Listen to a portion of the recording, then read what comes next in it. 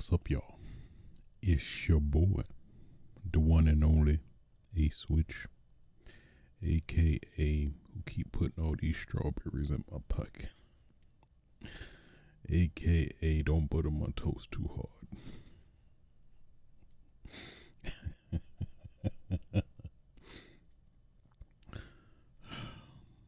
aka the undisputed, undefeated, uncontested social distancing champion, aka let me kick you in the nose.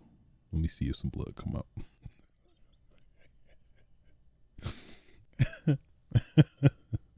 AKA the Kumagi Tiger Dropper. Bringing you yet another episode of Switches Sites. Episode 136. You heard that right. 136. Today's date is January 13th, 2022. Happy Monster Hunter Rise PC Day for those that probably skipped on the Switch version, which I probably should have did, but I love me some Monster Hunter, you know it. What else non-gamer related we want to briefly bring up? I have nothing. Oh yeah, I did get boosted over the last weekend. It was horrible in terms of the experience. At least the initial, shortly after getting it, I was fine. But then the following day, it was hell. It was hell incarnate. I felt like I had a fever as well as a headache, both going on at the same time. So that just was not great. It's pretty sucky. But pretty much after that, it was smooth sailing the following days afterwards. So just so you know, I was I thought I was 3 for 3 for no symptoms, but no, not this time. The boost was like, nah, bro, no, we're not done. We're not done here. So that's been fun. The world is horrible, of course. Omicron, my bad, Omarion still dancing on everybody. I think we're reaching like new highs in cases, record highs in cases, at least in the US, I think some other places have actually started going on lockdown. So I mean, we've done this to ourselves, but I digress. Yeah, outside of that, happy God of War PC Day as well. I think that's coming out either today or tomorrow. Hey, we just living, man. You know, we just trying to live. Anywho, gaming news, specifically, pretty decent week. Some interesting tidbits that cannot wait to talk to you guys about. So, without further ado, let's stop the dilly-dallying and get right into it. First topic. Make sure I got my notes organized properly.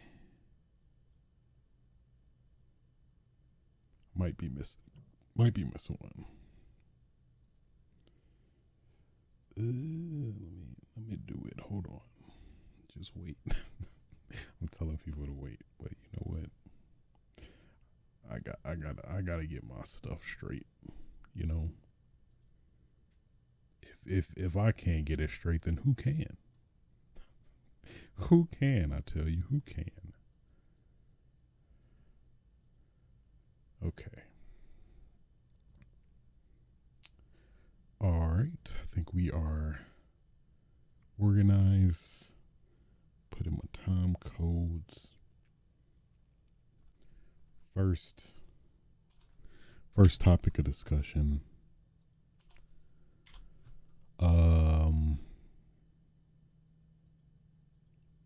Sony. We all know him. Hey, Sonny. Hey, Sony, how's it going? Sony announced that they will continue producing PS4s, and the reasoning seems to be very weird, but according to Bloomberg specifically, PlayStation is producing more PS4s to make up for the PlayStation 5 shortage, which seems very backwards, like ass backwards, but apparently the PS4 is, in terms of the resources, aren't as or I guess more so in stock compared to PS5s. So I would assume the graphics chip, or I think it's considered an APU, which is a CPU and a GPU combined, to save space. So yeah, being more budget friendly than a PS5, less advanced chips. Yeah. So I don't know. I feel like that is not the best solution considering the shortage. It's like, I would say just wait out those resources and utilize those for the PS5, even though I know obviously the same exact components they have aren't the exact same as the PS5, but I know there's probably some minor components here and there that can be utilized for the PS5. So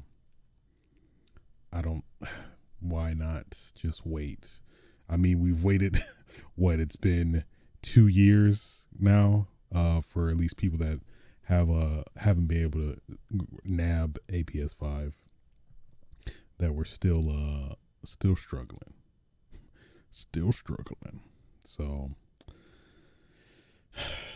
yeah, I'd say and then it's the issue that people who already bought the PS4 now are that person is going to take longer to get a PS5 now because of, circumstances.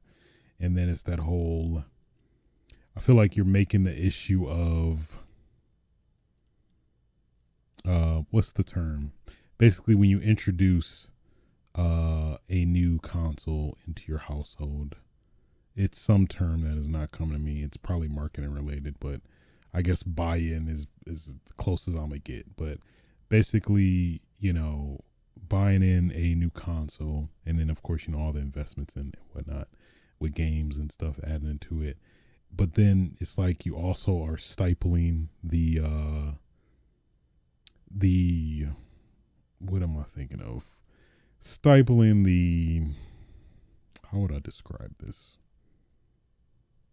The growth of the PS5, specifically from a game and in an innovation standpoint, in terms of that kind of circles back to that, like, this ongoing issue with, this what's considered the launch window of like the PS5 and other consoles, where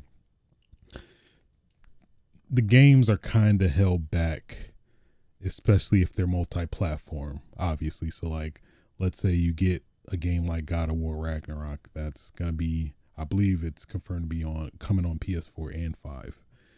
But let's say if the game is only coming out on PS5, it's obviously going to be way more optimized for the PS5 than if it was released multi-platform. So basically, having more PS4s in the ecosystem is going to make it more difficult for said person that bought a PS4 to buy a PS5, and in turn, I guess, I don't know, just make that process more easier. Not saying to completely alienate PS4 owners, but I think it's got to be some point where you gotta cut the cable. You gotta. I'm sorry for this analogy. You gotta shoot old Yeller. You gotta shoot him at some point. So, it got dark real quick. It got dark real quick. I didn't mean to, but we went there, I had to go through one exit or another. I was like, I gotta go with this one. So, yeah. So, yeah. Personally, I don't think this is the right way to go. I think they should just go full force into trying to beef up PS5 sales and production as much as they can. And this is just really a band-aid. I guess you can technically really blame the scalpers for this a good amount, since I think otherwise in a non-scalper environment, um, I think this wouldn't be as much of a problem, and this wouldn't have led to this quote unquote resolution where people are selling, or they're producing PS4s to make up for PS5s that they can't produce, or not at an expedited rate that they ideally would want to. So, but then now it's even another issue now, where it's kind of the supply and demand. So now, because there isn't enough supply to keep up with demand, that people are just fertile for PS5s more than ever. And then because of that, the PS5 is even looking way more appealing. And again, the demand is it keeps going up, but the supply can't keep up with it. So it's an interesting issue, at least to see as from somebody from the outside looking in. So we'll see what happens, but it seems like we're in this just perpetuity until 2023, and I'm not even confident that it's gonna let up then. So it's hard out here. It really is. It really is. R.I.P. I don't know who I'm saying R.I.P. to. I guess just R.I.P. to console times back then, I guess. Anyway, moving on.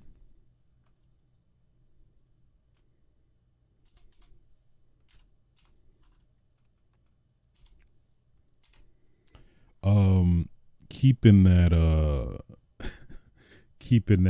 console production conversation train going. Choo choo. The Verge confirmed that Microsoft has stopped. I guess totally the opposite of last story. Microsoft has stopped manufacturing on all Xbox One consoles in 2020. So apparently this has been a thing that I guess nobody's really noticed until at least being confirmed by The Verge, that straight up quote from Cindy Walker, Senior Director of Xbox Console Product Marketing, to focus on production of Xbox Series X, we stopped production for all Xbox One consoles by the end of 2020. So, yeah, there you go. So they quietly stopped it in 2020, leaving the retailers to sell out the remaining stock. So this seems to also entail like pretty much all the variants of the Xbox One. So be it the original VCR Xbox One, Xbox One S, Xbox One SAD, and the Xbox One X. So yeah, that's definitely a very very opposite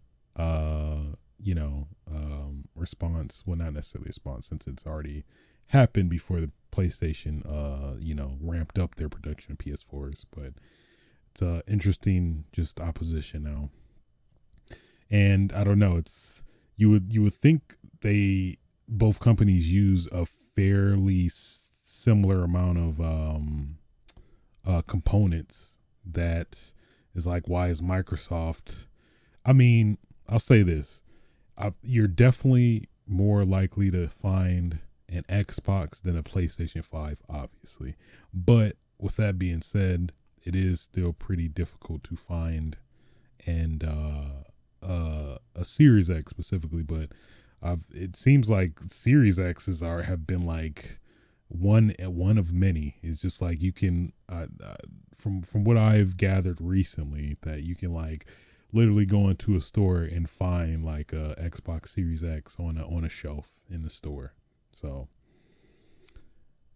who knows? I don't know.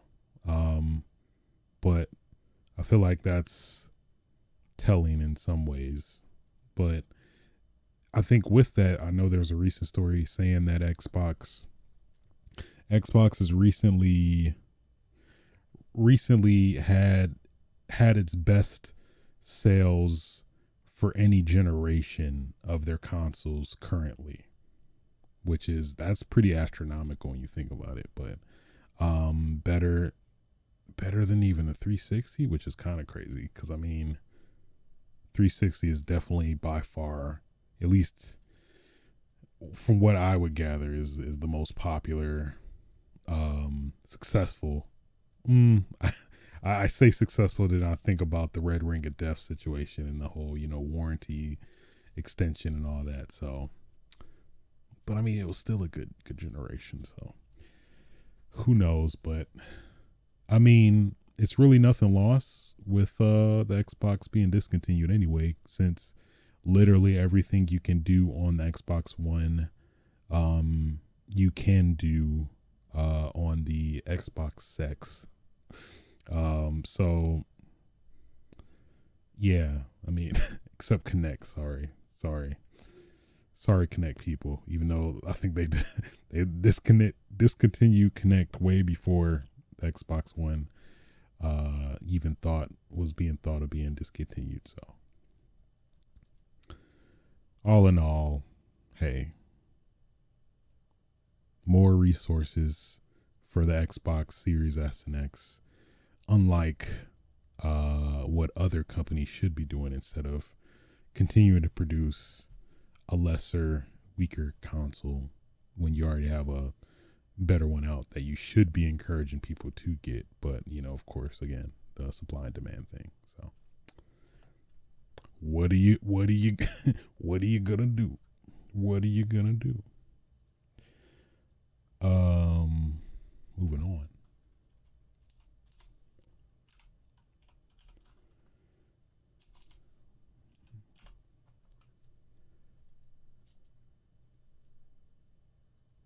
Killer Instinct. I gotta do it. Killer Instinct. It Just doesn't auto just gave me the light voice, but whatever. So Killer Instinct, there were rumors about Killer Instinct, specifically in regards to the sequel, since I think generally, at least from what I kind of gathered, is that Killer Instinct was pretty successful, at least from a fan standpoint, in terms of fans of the game, and at least especially the net code, which has always been revered as some of the best net code to date recently. So I mean, we're still in the dark in terms of sequel, even though I think Double Helix took on after Iron Galaxy initially started this project, and periodically added characters and seasons and stuff like that. So we are pretty much left wondering, are we going to get a sequel to Killer Instinct or whatnot? But at least according to Windows Central, it seems like that might be a possibility, considering what they've gathered. At least, quote specifically, I have also heard the vaguest of unsubstantiated rumors that one of Bandai Namco's fighting game development teams may be involved, although I haven't been able to independently verify that yet myself. So obviously, grain of salt, but I mean, there is something to kind of chew on here with this overall. But Bandai Namco, who has made, of course, the iconic, some of my favorite fighting games of all time, Soul Calibur, Tekken. Tekken. That's so stupid. It's so stupid and ignorant, but I love it. Um, and of course they contributed a lot to Smash Brothers Ultimate as well. So you definitely have all that coming into it. And since Killer Instinct was done, and I think the company that was a integral part to bringing Killer Instinct back, rebooting it, was Double Helix, who I believe have been bought by I think Amazon. I believe. Let me double check. I believe it's Amazon.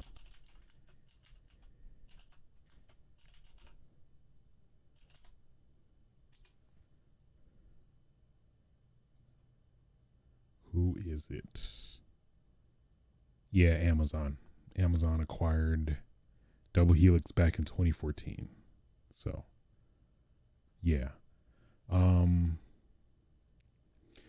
So at least now that obviously leaves that the franchise in a weird state, as in who's gonna take up the reins or whatever. But now it seems that Bandai Namco possibly stepped in. I think the biggest concern, considering like it feels like a stigma nowadays, especially considering our pandemic environment now in the fighting games and whatnot, is like online is gotta be good. It's make or break at this point. So that's probably the biggest question with this, if this exists, this supposed Killer Instinct 2 exists, is it gonna have rollback netcode? That's essential. That's literally what's gonna make or break this game, in my opinion, and I think collectively a lot of other people's opinions as well. That especially the environment we're in, we're going to be in a lot more online only tournaments now because of the pandemic. So it's definitely essential, I think. So I guess we'll see if this is true, and two, if it is true that Bandai Namco is involved, that if they are going to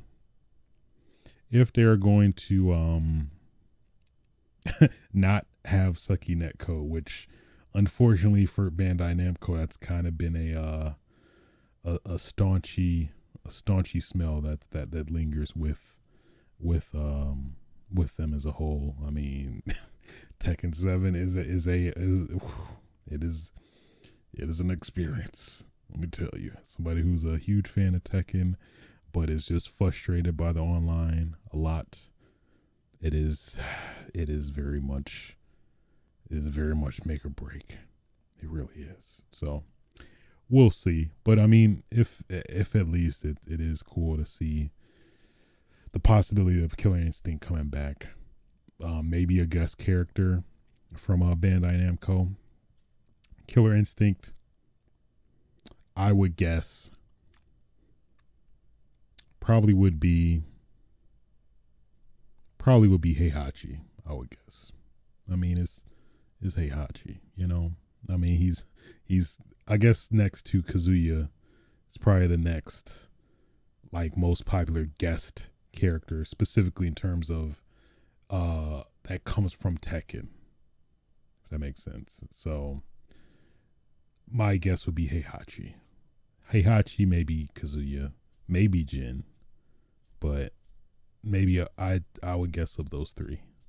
They seem like they would also, gel in well amongst all the other Killer Instinct characters. Obviously, I have a bias, so I mean, it would be pretty dope if Brian Fury got in Killer Instinct as a guest character, but I'm not gonna I'm not gonna get my hopes up. I'm not gonna get the hopes up.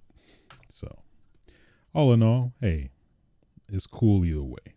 The possibility.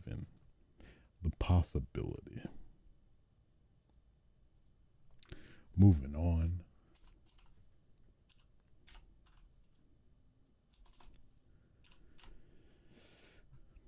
So, of course, I feel like this should be some term for this culture of just like some very substantiated rumors that have a reasonable amount of merit, considering these said dedicated leakers have presumably very reliable sources who are more than likely within within these said companies that can obviously vouch for these rumors.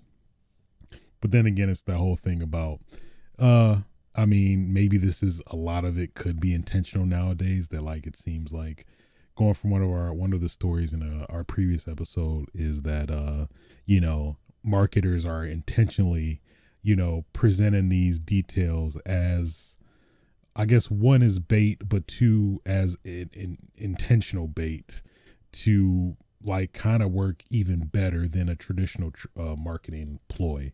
So that's an interesting aspect either way when you think about it in the grand scheme of things, in the grand in the grand scheme of things. But anyway, of course the leak that keeps on leaking, which is reddit.com slash or reddit.com r gaming leaks, is of course one of the nefarious leakers, Nate the Hate, had a pretty big plethora of pretty man some pretty decent rumors, if true.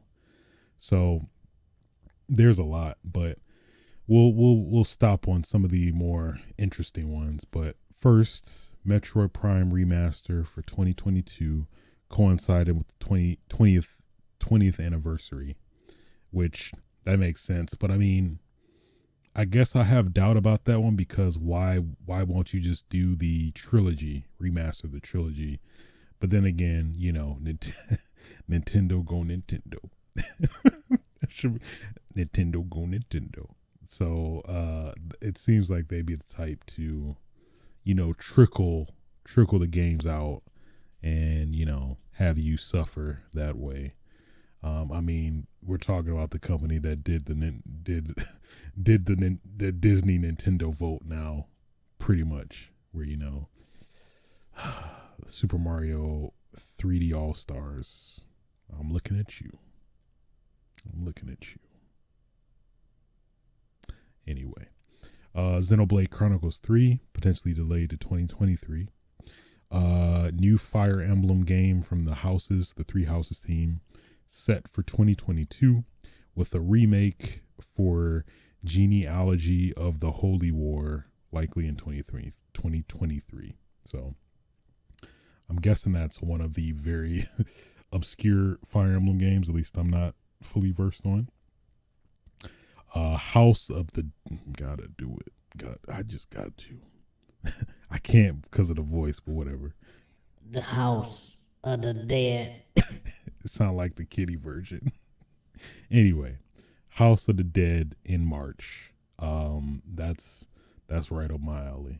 That is, I'm not even gonna lie to you, that is probably the second most excited one I'm looking forward to of this rumor mill of stuff. Resident Evil Revelations 3 potentially in development for Switch. Persona 4 coming to Switch and PlayStation 2 in 2022.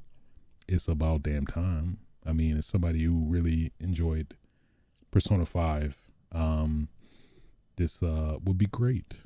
This would be great, even though it did come on PC and I do have access to PC. But I don't know. It's just something about me wanting to play RPGs on console that just is, I don't know.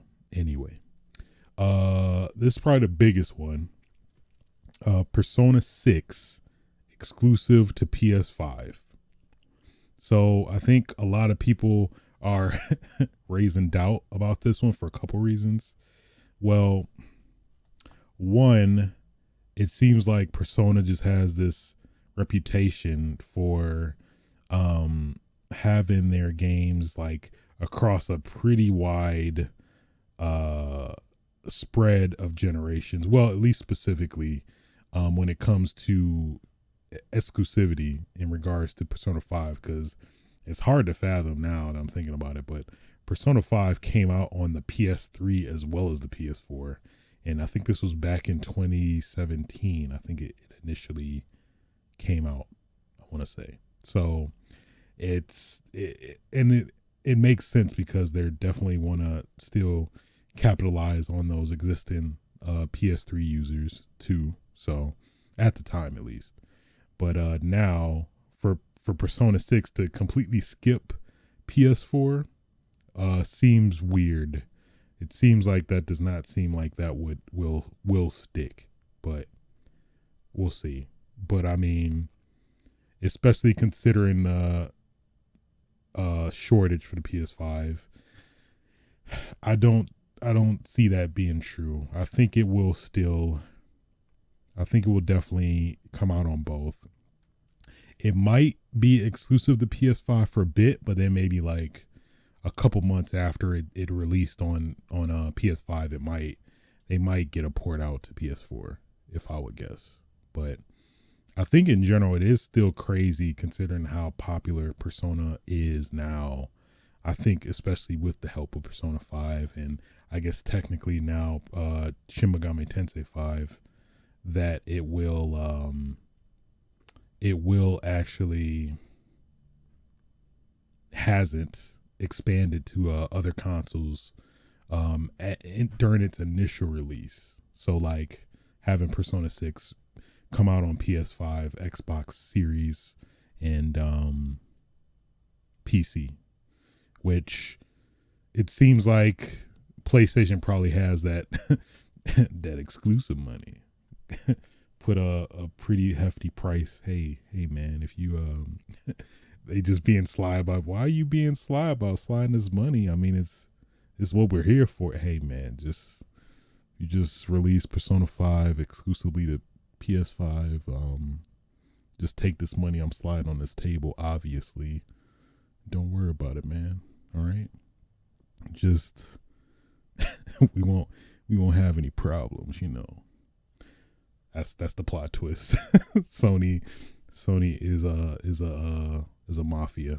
It's just a undercover front for their real nefarious intentions. I know. I caught on. But yeah. So a lot of these rumors do seem pretty believable, likable, likely. So, and this person, Nate Day, does have a pretty established track record accuracy in terms of these actually being true. I think he technically called the Halo Infinite multiplayer early release. I think it was technically off a bit, but it pretty much was still legit for the most part. So, I mean, we'll see. Time will tell. It's like if all this were to happen, I can see all this actually happening how it is presented to us. So we'll see. We'll see. Your credibility is on the line, Nate the Hate. It is. But I mean, why would you put yourself out there if you know that, you know? Anyway, moving on.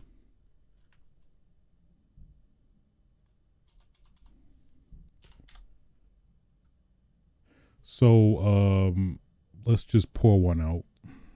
Just if you got any alcohol, if you got any drinks, just pour it out wherever you at.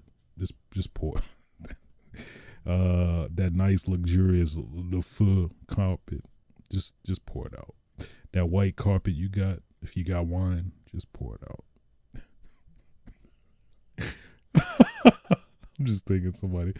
I guess I gotta pour it out. please don't. That was just joking. Anyway, I don't know why he told me to pour it out. So, I only say that just in memoriam for Halo 3 and a various amount of the former Halo games that were on the Xbox 360 in terms of their servers have now officially been terminated. There's some like limited functionality, but for the most part, pretty much all the online related stuff, specifically multiplayer and all the things that come with that, have been terminated. So hey, this is just a brief moment of memoriam for Halo 3, ODST, Reach, Halo 4, Spartan Assault, Halo Wars, all gone, never to be seen again. We only have our memory to enjoy and bask in. That's all we have. So I guess that's the funny thing about this, is that like at least the severity and all of this, and I don't know, the sadness, bittersweetness of it all is like, I think everybody's losing sight of the fact that like, all of this pretty much is in the Master Chief Collection, with the exception of Halo Wars and Spartan Assault. So I mean, keep that in mind, of course, but I mean, it's just something nostalgic, I think, about actually going back to an older console and playing, and, kind of reliving the weird nuances and maybe glitches and visual glitches that happens only on the console and stuff like that, I think hold some, I don't know, water, well, nostalgia, really, let's be honest. So that's why I'm talking about this right now. Of course, a lot of really good, fond memories for me personally. Halo is always a series dear to my heart that brought a lot of joy, a lot of fun, a lot of try-hardness, a lot of sweat, a lot of pairs of try-hard pants being utilized. So, here's to you, Halo. On the 360. It's been fun, It's been fun. I feel like I'm talking at a funeral. I'm talking for somebody at a funeral, but hey, man, games are a powerful thing, That's what I say. Games are more powerful now than ever. So, how's it going, Chazzy Chaz? So yeah. And with that said, in that memoriam, again, R.I.P. R.I.P. That'll conclude our the news for this week. So let's get into what I've been playing, which has been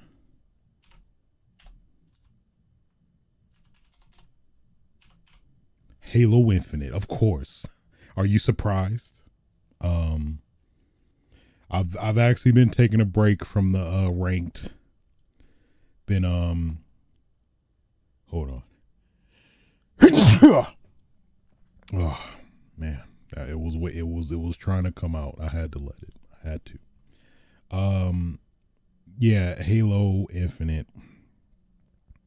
I've been taking a break from ranked. I've been put my try hard pants away a bit. The sodium levels have come down. The perspiration levels have reached an all-time low.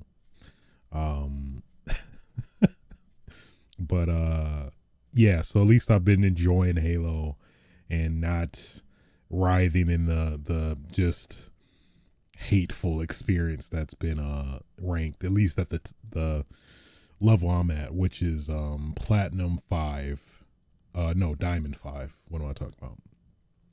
Diamond 5. It is man, it is a roller coaster of emotions and frustration and just pain. And I was like, you know what? I love myself better than that. So I'm not gonna have myself just be in that cycle anymore. I gotta break the cycle. So that's what I did. And played a good amount of the Tenrai event, I think, before it ended earlier this week. Just, logging in every day, getting the dailies in, getting that bonus XP, but do the extra mile utilizing a double XP. This is a pro tip.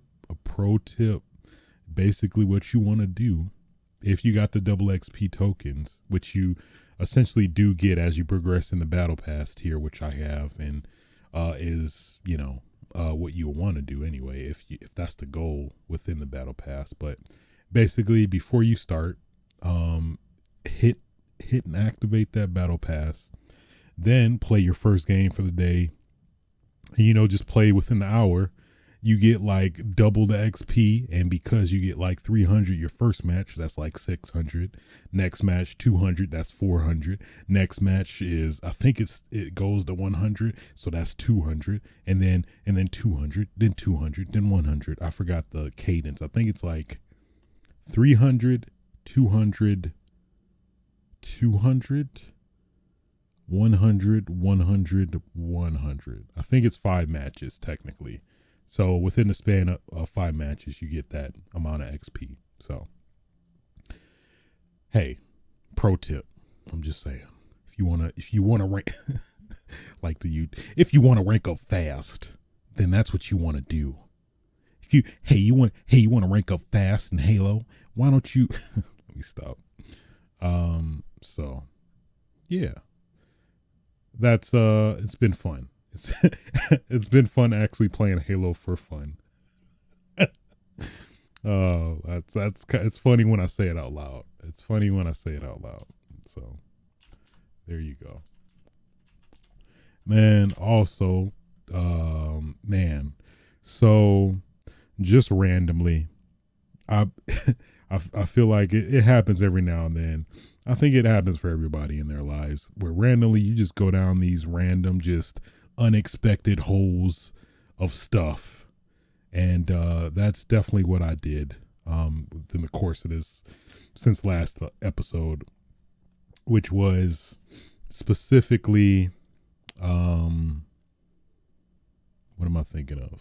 So saw this really dope video on YouTube. Shouts out to Top Hat Gaming Man. Basically, he covers a lot of the unfortunately niche stuff, specifically beat 'em ups and fighting games, which is generally pretty niche at this point. I mean, with exceptions like Maximilian and stuff like that. But Top Hat Gaming Man, he does have a very specific focus on beat 'em ups, which is, for those that don't know, that is one of my genres, man. I mean, I have a soft spot for beat 'em ups. Grew up playing them. At least now, hopefully they're eventually going to make a comeback. I really hope they do, because I think, especially considering fighting games, which are essentially in the same vein as beat 'em ups, and to an extent, that they have a lot of potential to be just as good as fighting games if given the love, TLC, tender loving care that game games get. I think they definitely have a space to be expanded upon in the game industry. So with that in mind, he had this really dope video showing this game called Legend of the Double Dragon. So basically what this is a fan game that basically expands upon Super Double Dragon for the Super Nintendo, which basically after, in retrospect, the development of that game was very rushed, and the game kind of showed for that. I mean, it's fine for a beat 'em up, but it definitely, you could see where in a lot of cases it could have been expanded upon. And with that, it could have, I think it didn't even have a damn ending. So it's like, damn, all right. Especially considering I think it always felt very hard. I don't think I've ever technically beat it now that I think about it. But anyway, so with all that in mind, this fan, I forgot his name. I think it's Manocento, but basically he made a made this fan game that's like a straight up love letter to just Double Dragon and kung fu movies, and just you just mix that in, just marinate it just right, let it sit for a little bit, put it in the oven, come back out, you get Legend of the Double Dragon. And man, it is so many things I could praise about this game. It's just it's great. That's the best thing I could say. It is worth your time if you are a fan of beat 'em ups, and at least especially Double Dragon. You will definitely get a hell of a kick out of it. But yeah, so basically there's a lot of depth to the game, which I think is the biggest missing component for fighting games nowadays. And Streets of Rage 4 really proved that you can actually have a pretty in-depth combat system, and not make it intimidating for like people who just want to just punch and kick and have fun. So at least that's one of the biggest things about this game, is that it has the same depth in combat as like any traditional fighting game character. So, pretty much Billy and Jimmy, they have their unique move sets, and they both have unique move sets to themselves. And, it's a lot of just combos and ultimates and specials, and just a lot of stuff that I personally would have loved out of fighting games, at least being the next evolution of fighting beat 'em ups from since they slowly like died out back in the day. So at least with that in mind, this game is is great. And then of course the kung fu audio and sounds, they definitely been ripped from various Bruce Lee movies and other infamous kung fu movies. And there's like a dope co-op system. I was playing with my roommate, and we were having a really fun time. It has co-op ultimates, and me describing it is not doing it justice, which is unfortunate, because words can't explain how great this game is as somebody who's a huge fan of beat 'em ups. So yeah, Legend of the Double Dragon, highly recommended. They are also working on an evolution of this game called Ultimate Double Dragon, and they have a demo of that out. So basically it's the next evolution of this game, and they're expanding upon it in so many ways, and doing grabs and counters, and bound moves. It's so much depth that it's just, that is my biggest gripe. Again, Streets of Rage 4 did it really good.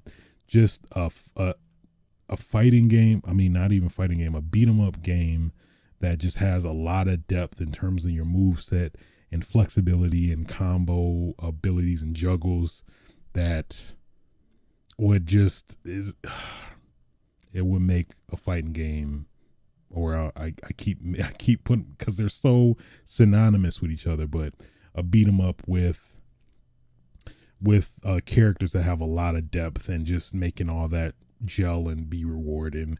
It is a lot of potential there. It really is. That I think this is really the testament to it, that these beat 'em up games still have a lot of life that can be expanded upon and improved upon as well. So it is it's free. It's a fan game, so it is free. You can get it on itch.io, or you just Google Legend of the Double Dragon, and it'll pop up there. And you can of course donate to the developer of the game to help with that. and they also have a cool Discord, which I've been starting to look into and discover. Like they have in-depth combos and combo showcases, and it is it is great. It is great. Shout out to fans, man. They are just doing what developers should be doing. You know, but I digress. Anyway, so with that being said, this game also was made by the Beats of Rage engine. So that is basically called it was basically a fan made source engine where people can develop, fans of course, develop games and utilize that engine. I guess kind of think like Unreal Engine and stuff like that, but in this case it's specifically dedicated to beat 'em ups. So with that, you get a lot of games. At least the forum that is dedicated to it is I think it's Chrono Crash. I believe it's Chrono Crash. Yeah, Chrono Crash forums, where it's basically a dedicated forum to like all of the substantial fan projects and games that are being developed utilizing the Beats of Rage engine. So at least finding this new game and all these cool related games to this engine, again, as a fan of beat 'em ups, I went down that rabbit hole, and at least Legend of the Double Dragon got me started, but then I also discovered Streets of Rage 2X, which again was another game that was covered by Top Hat Gaming Man on YouTube as well. And it is fantastic. It is yet another expansion of Streets of Rage 2 that I can't get enough of personally. It's just great. So it also expanded upon Streets of Rage Remake in terms of basically utilizing all the assets and components of it, and basically expanding on the mechanics and kind of doing like a Legend of Double Dragon type I guess remix to Streets of Rage 2, and adding combo systems, counters, cancels, and just a lot of various new mechanics to what's understandably kind of a stagnant like a limited component to Streets of Rage 2 at the time. So at least now it's just again expanding on what I wished we would have had as a fighter or slash beat 'em up now, that just having that depth and just a sense of variability, randomness, flexibility that just makes it all the more just dope in so many ways, man. So with this, they also have the original Streets of Rage 2 as well as Streets of Rage 3, so you can like branch out from you could play like go the Streets of Rage 2 route, and then occasionally if you want to branch into Streets of Rage 3, you could do that, and then also branch back into Streets of Rage 2 and vice versa, which again just makes the game more engaging, having that form of choice as well as that flexibility again with like the combat system and supers and ultimates chaining into it. Again, this is just a newly discovered love and just obsession now at this point of all these beat 'em ups that I'm discovering using this engine specifically. So I'm more than likely gonna discover and keep digging in that rabbit hole of games that are utilizing this engine, and probably just be captivated at just like how crazy people can be, especially fans, which I think that is like the biggest biggest point you can come from in terms of like, somebody who knows what they want and what other people want in a game, and just straight up just going to town and expanding on that in so many ways. So ugh it is that's just ugh it's so good. It's so good. So at least so far that's been my rabbit hole exploration of open, I think it's called Open Beats Rage engine games. So it's only on PC, but I know if you have some jailbroken like software, I think it works like on the RetroPie, on the I'll say various devices that can be exploited.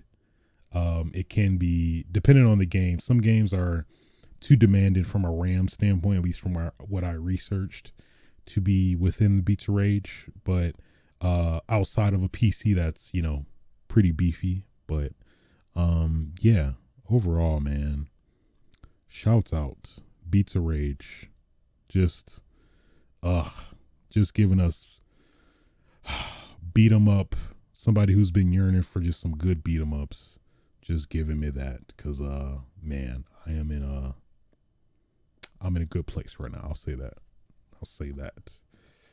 Outside of that, moving on.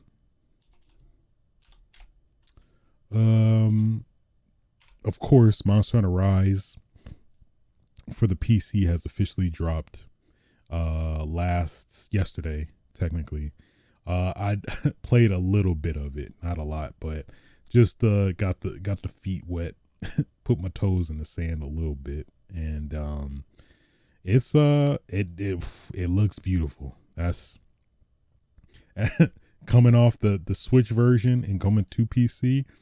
It's like, damn, it's like literally like glasses. Like you were playing, I was playing Monster Hunter Rise nearsighted, and then I just got glasses for the first time playing on PC. I'm like, damn, okay, well, whew, okay.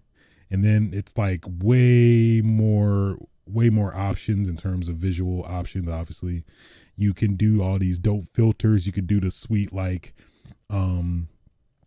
old Japanese film filters, like gray and white with the effect and all that stuff.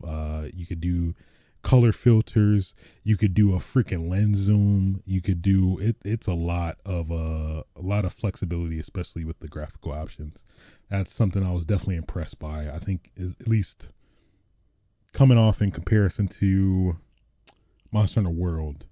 They definitely stepped their game up with the PC utilization. I think they probably knew that coming into this, because of this being the only other version from the Switch. So they definitely had to show up or show out. So yeah. Yeah, overall, I mean, it's Monster Hunter and Rise, and it is pretty dope. You can unlock frame rate. Again, just the way many customization options. HDR, it's good. It's good.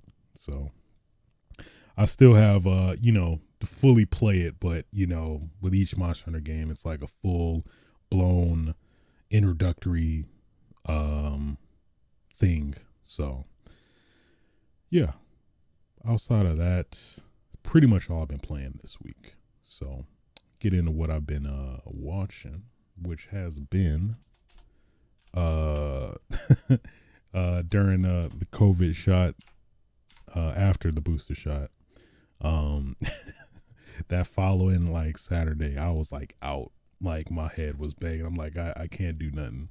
So I eventually finished Daredevil season 3, and yeah, it's pretty good. I'm glad I finished it. Part of me was like, the start of season 3 was a little weird for some reason. I think it was just the whole, I don't know, just Matt Murdock just being in commission. Oh, my senses don't work type thing. I don't know. Maybe that's just a thing about me where it's like when you're in this moment of peril in any form of media that like, you know, you're this superhero and you're down, which, you know, obviously that's fine, but in some instances where they drag it out a bit too long and it doesn't necessarily, what's the word, pay off, I guess. That's kind of where I kind of have issue with it. But I feel like with this one, it did for the most part. It just was still weaker at the beginning, but then it definitely started picking up towards the end, which I was digging. Did not see the whole I guess spoilers for like what a 6-year, 5-year-old. Not damn. I think it's more than that. Like 12. No, it's not that long. 7-year-old series, but what's his name? I think they call him. I think his name is Poindexter. Poindexter. I'm assuming he's supposed to be eventually Bullseye, but at least in this series they show him as the fake Daredevil. I was like, damn, okay, they going at it. All right.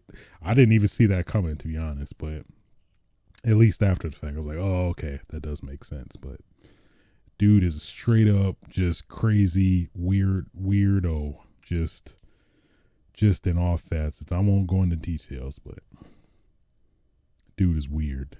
So, you know, there's that. But the Kingpin's story was pretty interesting. Man, I swear it is pretty accurate to the comics though. It's like that dude just be straight finagling his way out of any and everything. But apparently it works, man. How you gonna trick out the FBI, take you back to your apartment, it give you protection on top of that, give you your meals like you. I was like, damn, all right, okay. I mean, white privilege, I guess, but I digress. All in all, yeah, I dug it as a whole.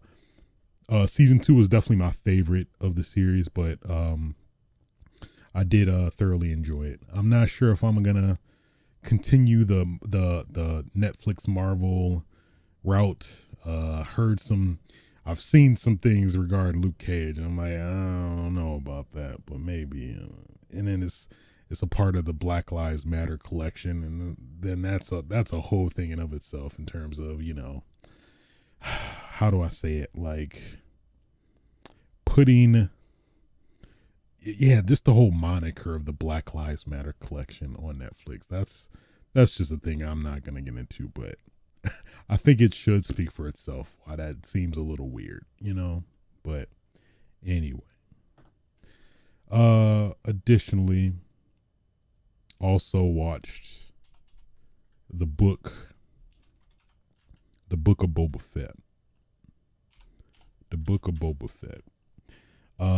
Episode 3, where, you know, it seems to have this theme going at least by the 3rd episode now, where it shows like, you know, how Boba Fett kind of technically how Boba Fett led up from the original Star Wars trilogy to the Mandalorian, it feels like. And that's where it seems like it definitely is going with episode 3, where they showed he made some friends way back, and now they're his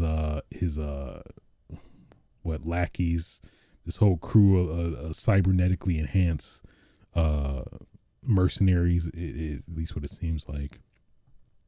But yeah, overall it was all right. I'm interested. I want to know what happens. It's probably the biggest, I don't know, one of the biggest indications of, oh, okay, I want to know what happens. So, yeah, without going into too much, I enjoyed it. It was a good time. So,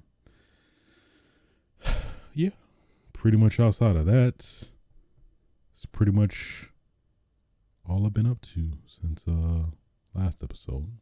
So there you go. there you go. And with that said,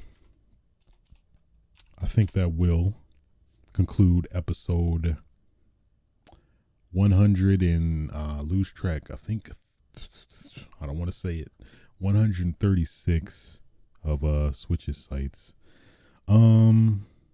Yeah. If you did enjoy the show, feel free to like, rate, and subscribe on your various podcasting platforms. You can catch me stream this live, recorded live on Twitch TV/aswitch. You can also catch the archive the following day on youtube.com/aswitch as well.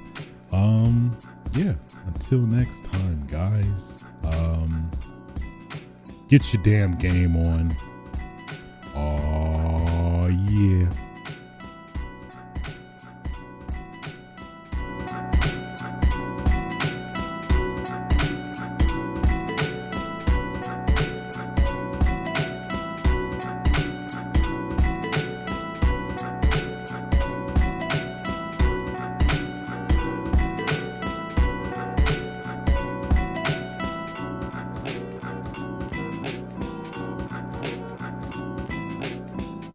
Nobody's safe.